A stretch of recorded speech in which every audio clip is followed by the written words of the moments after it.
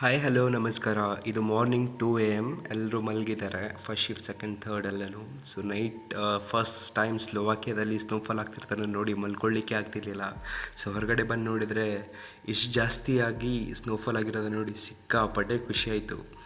ಇಂಡಿಯಾದಲ್ಲಿ ಮೂವಿಲಿ ಮತ್ತು ಶಿಮ್ಲಾ ಹಿಮಾಚಲ್ ಪ್ರದೇಶಲ್ಲಿ ನೋಡ್ತಿದ್ದೆ, ಇವಾಗಿದ್ದು ನನ್ನ ನೋಡಿ ತುಂಬ ಖುಷಿಯಾಯಿತು.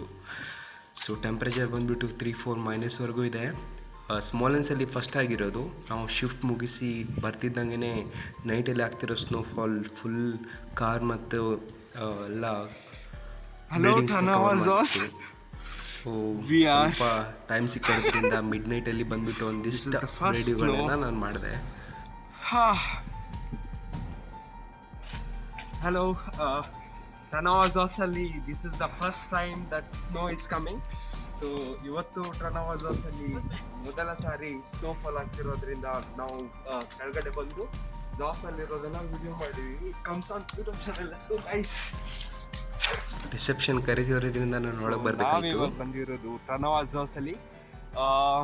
ಇದು ನಮ್ಮ ಟ್ರನಾವಾದಲ್ಲಿರುವ ಝಾಸ್ ಅಕೊಮಡೇಷನ್ ನಿಯರ್ ಸ್ನೋಫಾಲ್ ಆಗ್ತಿರೋದು.